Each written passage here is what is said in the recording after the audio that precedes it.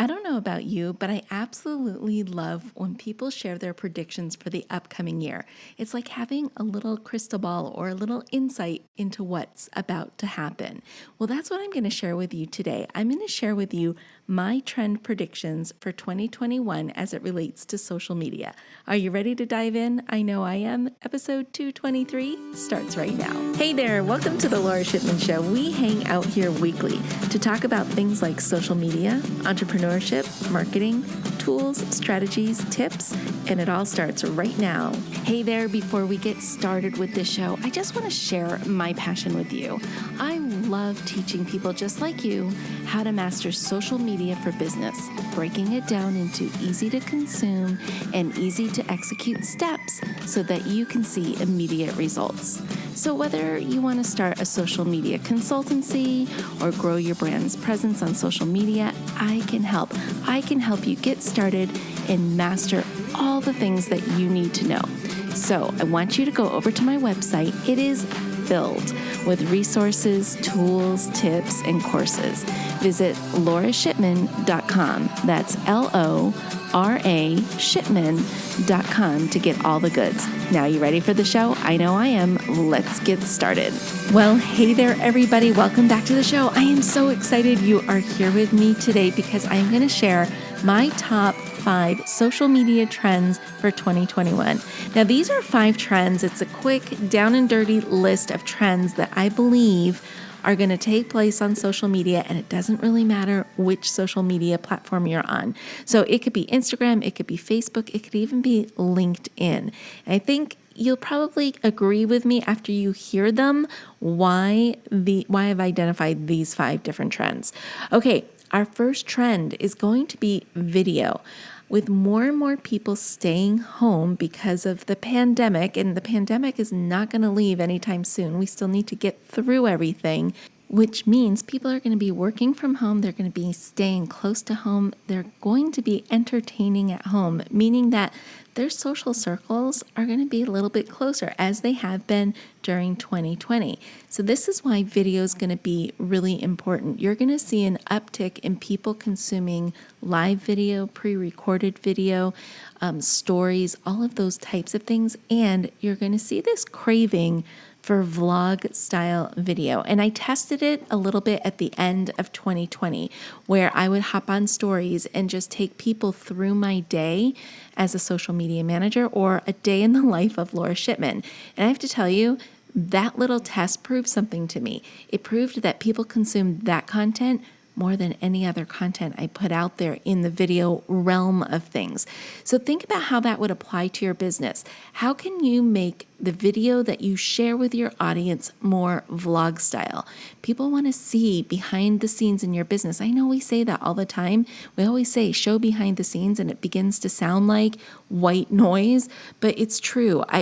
Like I said, I tested it with my own accounts to see if people responded to it, and they do.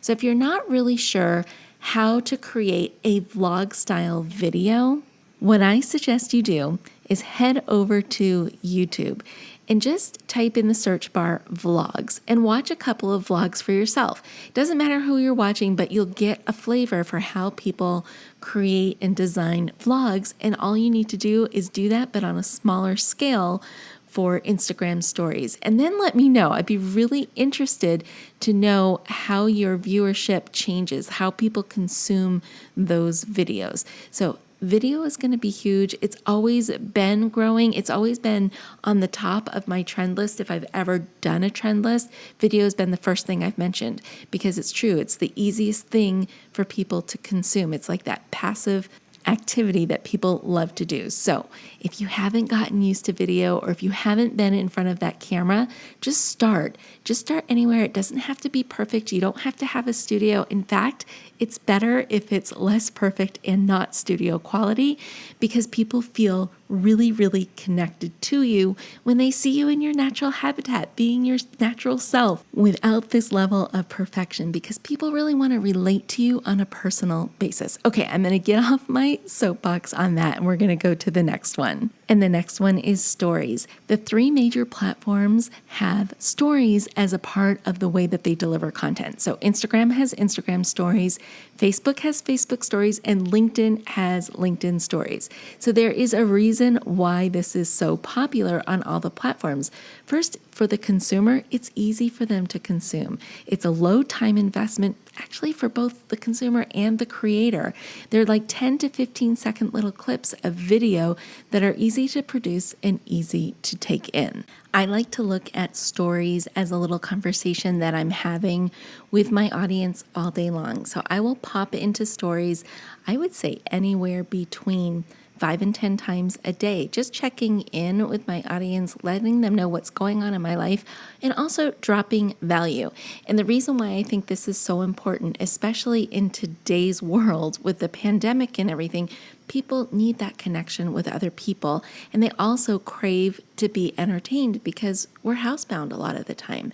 We're not going out to restaurants and bars and the movies and concerts and sporting games and all of those things. So people are craving more entertainment, and we're getting that through things like stories. And like I said, it's an easy to consume platform, and it acts as a little escape for people who just need that little tiny break from work or whatever they are doing. They jump on stories, they get with that fix or whatever it is that they need, that connection, and then they move on and go back to their day. So video number 1, stories number 2, and number 3 is reels. This is going to become even bigger. And again, it's that entertainment factor, and it's that quick hit of information that I think makes it so interesting. And then people are getting very, very creative with their reels. And there's 3 main ways that I've identified that people are using reels. The first one is to entertain people. The second one is storytelling, and that doesn't need to be like an entertaining storytelling session. It could be just storytelling about you, your business, your brand, your products, your services, how it all works and how it helps people. So telling stories and then educating your viewers, like dropping quick tips and tricks. And what this does for you is it positions you as that go-to authority in your niche.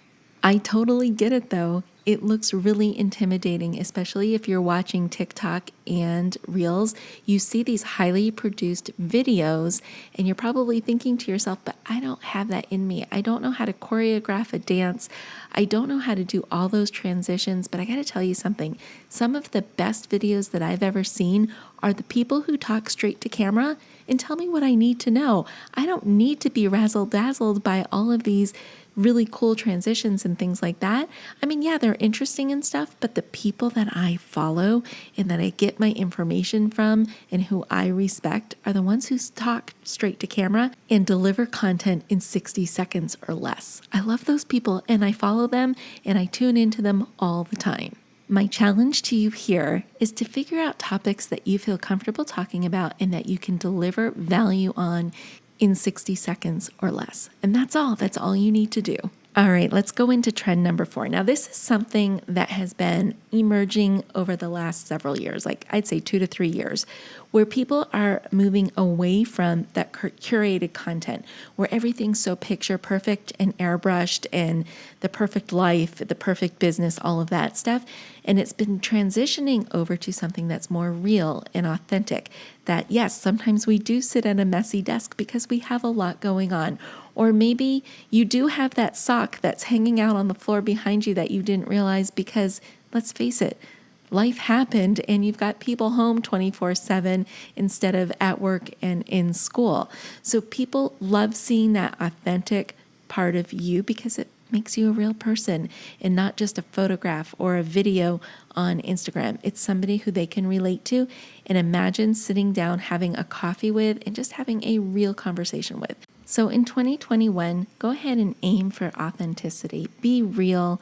Don't worry about having that perfect Instagram life because we all know that nobody's life is perfect. Okay, trend number 5 is discovery through organic research. Now that's a mouthful, but here's what I mean. Social media is picking up more of an SEO, search engine optimization approach to their algorithm and to the way that they read content. And Instagram is a perfect example of this because at the end of 2020, they released the opportunity to search for content via keywords. So that's really powerful. So no longer do you have to only depend on hashtags for your content to be found, but you have to also rely on SEO rich or keyword rich written content in your captions.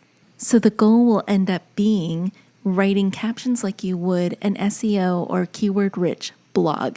Not that you're going to go to the same extent as a blog, but you're going to be very careful about how you choose your words, how you phrase certain things so that the content shows up in search. And Facebook has been kind of doing this already. So if you decide to go search something in the Facebook search bar, Facebook will suggest certain posts that match the criteria for the keywords that you typed into their search bar. So start thinking about how you are designing and writing your captions for any social media platform that you are on, because eventually they are all going to be using features that allow users to search for content through keywords. Okay, my friends, those are my top 5 social media trend predictions for 2021. And as a quick recap, they are video, stories, reels, a move from curated content to authentic content, and then discovery through organic research. Okay, my friends, well, that does it for this episode. I hope you enjoyed it. Until next time, stay safe, stay healthy, but most of all, stay social. Hey there, I just want to say thank you for spending time with me here today. I know your time is super valuable, which is why I am dedicated to providing lots of usable, actionable information in the shortest amount of time possible. Before you go, please don't forget to hit that subscribe button so you don't miss a future episode. And if you have ideas or topics you would like me to cover in an upcoming show, let me know about it in the comment section provided.